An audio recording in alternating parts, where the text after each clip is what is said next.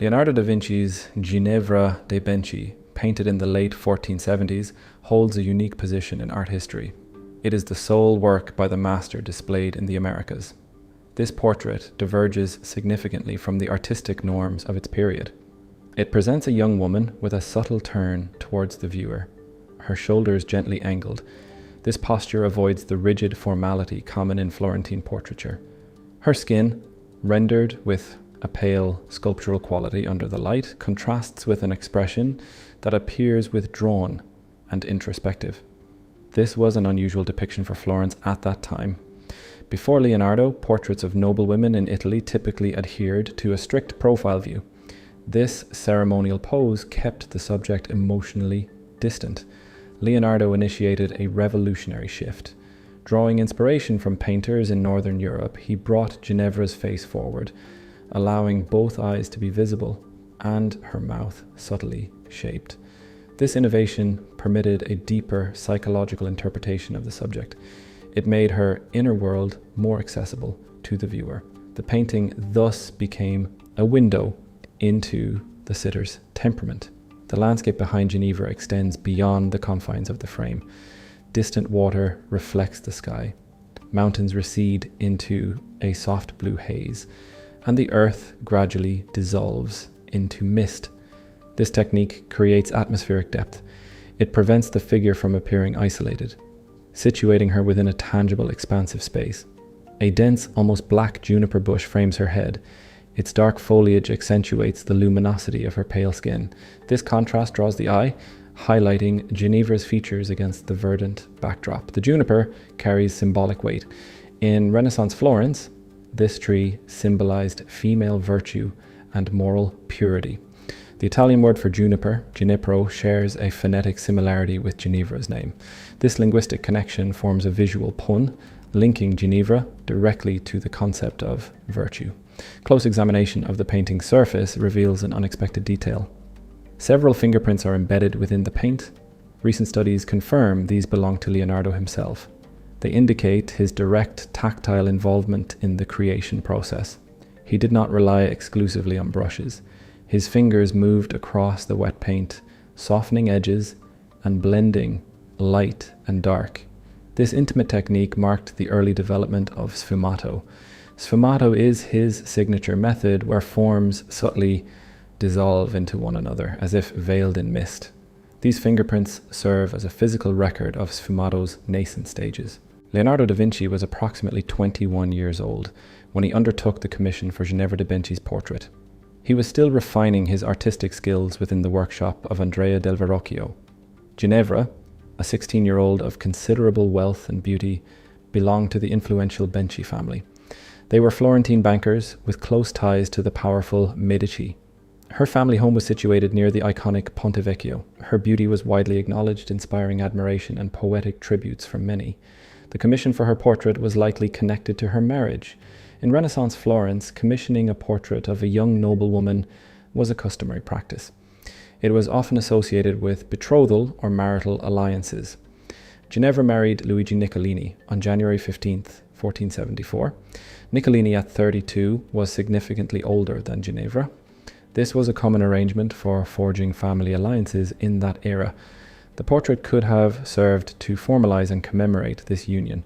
This straightforward interpretation becomes more intricate when considering the reverse side of the painting. The verso, or back, of the portrait presents a series of emblems. These introduce a layer of complexity to the work's meaning. This dual-sided nature suggests a narrative beyond a simple marital commemoration. The reverse of the portrait features an enigmatic image. A juniper branch, a clear symbol for Ginevra, occupies the central position. It is flanked by a laurel leaf on the left and a palm branch on the right. A ribbon unfurls between these elements, bearing the Latin inscription Virtutem forma decorat. This translates to beauty adorns virtue. This phrase is understood as symbolizing the intricate relationship between Ginevra's intellectual and moral virtue and her physical beauty. The juniper sprig subtly references her name. These symbols suggest that Ginevra's outward appearance was a reflection of her inner qualities. These symbols held specific significance within Florentine culture. The laurel represented poets and humanists, signifying learning and intellect. The palm symbolized victory and moral strength.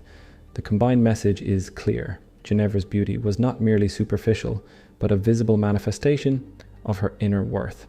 This layered symbolism was a sophisticated way to convey a deeper message about the sitter. The narrative gains further complexity with the identification of the symbol's associations. Both the laurel and the palm were personal emblems of Bernardo Bembo, a Venetian diplomat. Bembo served as Venice's ambassador to Florence around 1475. He met Ginevra shortly after his arrival, initiating what was described as a platonic relationship. This was an open exchange of poems, letters, and gifts, devoid of physical intimacy. Such intellectual relationships were highly valued in Florentine society. Bembo himself composed at least 10 poems about Ginevra. He famously described her as the most beautiful woman in Florence. These poems attest to the depth of this intellectual connection. Considering these facts, the portrait transcends a simple marriage commemoration. It emerges as a declaration of admiration from one intellectual to another. The emblem on the reverse serves a dual purpose. It celebrates Ginevra while subtly incorporating heraldic elements belonging to Bembo. This announces his presence without explicitly stating it. This subtle inclusion speaks to the nuanced social interactions of the Florentine elite. Infrared imaging has provided compelling evidence. It revealed an earlier inscription beneath the current one on the back of the painting. This original inscription was Bembo's personal motto, virtue and honor. This discovery suggests a later alteration. Someone deliberately obscured his name, replacing it with a generalized phrase about beauty and virtue. This change could have been intended to broaden the painting's appeal. It might also have been meant to obscure the specific nature of the relationship between Ginevra and Bembo. The alteration adds another layer to the painting's complex history. One of the most striking aspects of the Ginevra de Benci is its truncated form. The painting we see today is only a portion of the original portrait.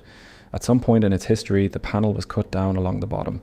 This resulted in the loss of Ginevra's hands and a significant part of her torso.